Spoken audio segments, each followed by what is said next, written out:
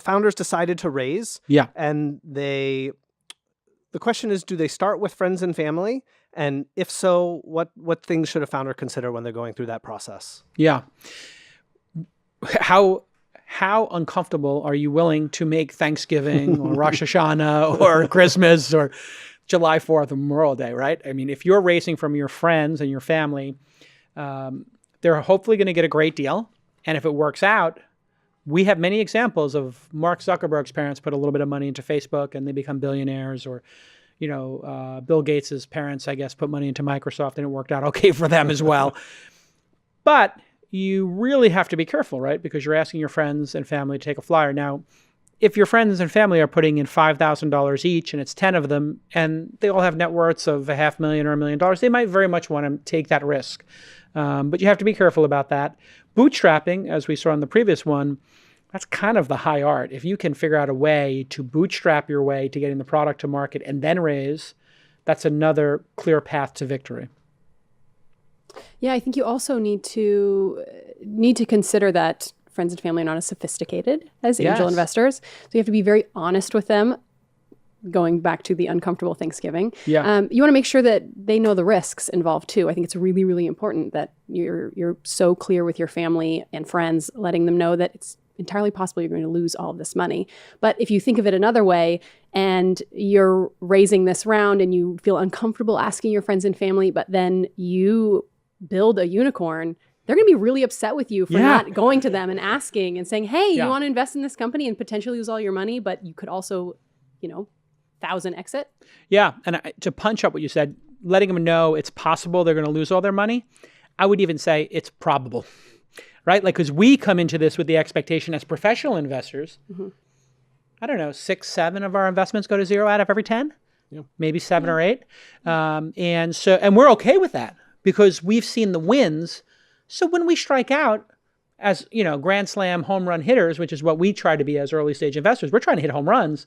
Part of hitting a home run is really putting a little bit of, oomph behind that swing. You got to swing for the fences. That means you could strike out.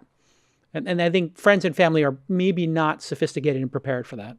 Yeah, and that also puts the responsibility of making that a sophisticated investment on the founder. You need to have a note or a safe. Safes are really easy for founders to go online and just print one off. Yeah. It's making it, a legal document so that their friends and family are protected down the road too would be important. Yeah, unpack that for a minute. A safe agreement or a note.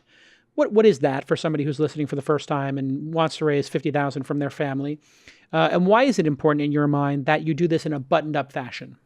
Yeah, so a safe is a simple agreement for future equity. So it's a document that says, I'm going to give you some money. You don't have to pay it back. It's not a debt instrument. But when you raise a priced round, this money I'm giving you is going to convert into shares. When you start to sell shares, when you sell securities, this will convert into securities in your company. And a note is similar, but it's a debt instrument. It has interest attached to it. The reason I say a safe and that it's a little bit easier is because a note could be up to 15, 20 pages of a legal document, which can be a little bit overwhelming. One for a first-time founder or even a founder who's done it before, but is really new, or it's early in their business. And then also, a family member isn't going to read or understand all of the terms that might come with a convertible note. So a safe is really reads similarly to a term sheet. I mean, it's really, really basic and not challenging to just Google a quick term and know what you're signing. It's also a great idea to have this buttoned up, I guess, because if you do want to raise from angels or go to an accelerator, you may want to go to Launch Accelerator or Techstars or Y Combinator.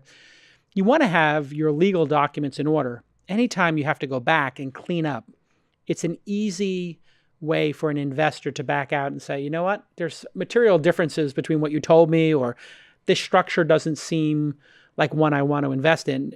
We see this come up in diligence all the time in the accelerator, correct, Jason? Yeah. So it's the smoother a diligence process goes, the less reasons there are for an investor to pass. I mean, there are at an early stage, there are so many reasons to pass on an investment, and you want to try to keep those as tight as possible. So making sure there are vesting schedules, making sure that your bank account is clean of any personal charges. Those are the sorts of easy things to keep things as clean as possible. Yeah. I mean, to sort of further that too, when we go into diligence and making sure that you have an early investment, buttoned up with documents, we look at bank statements. And if we see $100,000 and no documents to back it up, that's concerning, because that person could also come back and say, oh, well, you agreed to X, Y, and Z, when the founder is refuting that. So you want to keep things clean and legal. If you're going to do it, you might as well do it right. That's exactly right. Is, I think, the message we want to make sure all founders know is, if you're going to take the time to build a company, sure, you should come to it with the assumption that, hey, this could become a unicorn. If you are going the venture route, if you are going to be a high-scale business, which means you don't want somebody who you gave $100,000 to and they said it was a loan coming back and saying, that wasn't a loan. That was for 20% of the company. We agreed.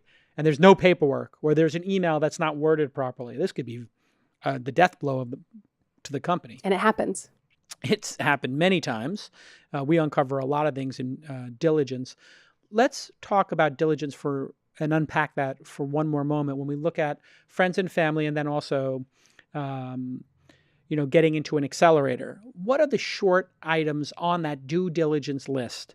And what do we find are the most common things that are wrong? The mingling of personal expenses seems to be a reoccurring theme. Sometimes people get $25,000 from their friends and family, and then they put it towards their apartment.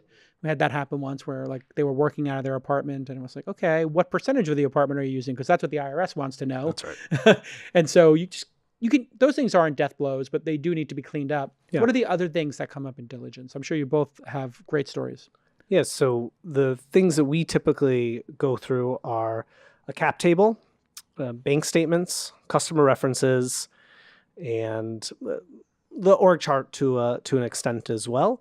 So most common on a cap table, kind of the two things that come to mind. Number one, the founding team not having a vesting schedule. So founders just giving themselves all of their shares. And we can talk a little bit about why that is potentially an issue. And then the other piece is, to your point about not having your investors well documented. So who are the investors? When did they invest?